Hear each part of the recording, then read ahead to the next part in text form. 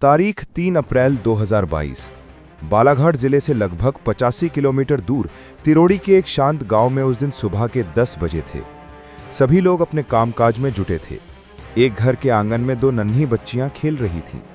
बड़ी बहन की उम्र 6 साल और छोटी की उम्र 3 साल थी। दोनों अपनी ही दुनिया में मगन थीं। दोनों अचानक गायब हो गईं। परिजन ने दोनों की तलाश की, लेकिन वो नहीं मिली।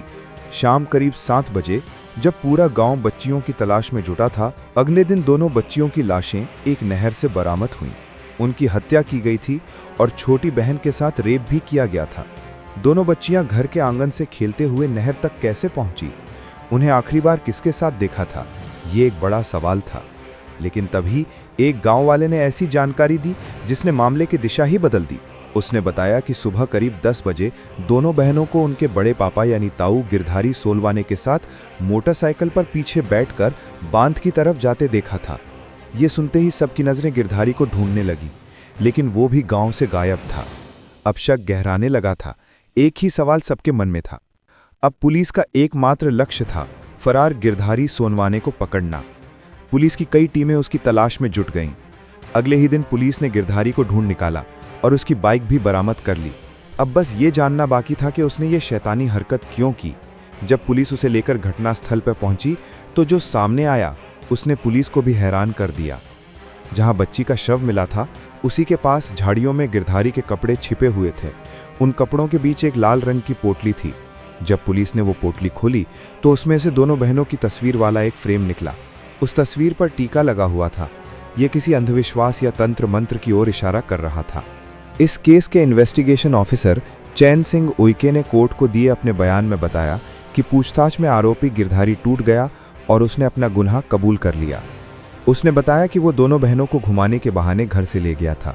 वो हत्या की पूरी तैयारी के साथ निकला था, इसीलिए उसने अपने थैले में एक जोड़ी कपड़े भी रखे थे। गिरधारी ने बताया कि जैसे ही वो बांध के पास पहुंचा, उसने गाड़ी रोक दी।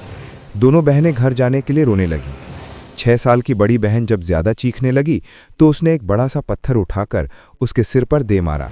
जब वो छटपटाने लगी तो उसने अपने गमछे से उसका मुंह दबाकर उसकी जान ले ली और शव को गहरे पानी में फेंक दिया। इसके बाद उसने 3 साल की मासूम के कपड़े उतारे और उसे भी मारकर नहर में फेंक दिया। अपनी दोनों बेटियों को खोने वाली मां ने पुलिस और कोर्ट को दिए बयान में उस वजह का खुलासा किया जिसने गिरधारी को हैवान बना दिया। मां ने बताया कि गिरधारी हमेशा कहता रहता था कि तुमने मेरा बहुत नुकसान किया है, मैं तुम्हें देख लूंगा।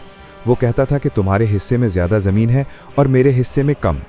वो इसी बात को लेकर हमसे रंजिश रखता था। इस परिवार को इससे भी बड़ा जख्म कानून ने दिया।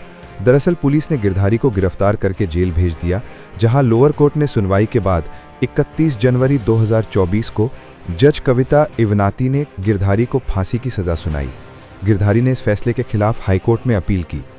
हाईकोर्ट ने न केवल गिरधारी सोनवाने को सभी आरोपों से बरी कर दिया, बल्कि पुलिस की जांच प्रक्रिया पर भी टिप्पणी करते हुए सवाल खड़े किए। फिलहाल मासूम बच्चियों का गुनहगार आज़ाद घूम रहा है। आपकी इस मामले में क्या राय है? हमें कमेंट बॉक्स में ज़रूर बताएं और सच्ची क्राइम घटनाओं को जानने के लिए द क्राइम को सब्सक्राइब करें। फिर मिलते हैं किसी और नई कहानी के साथ। तब तक के लिए अपना और अपनों का ख्याल रखिए। धन्यवाद।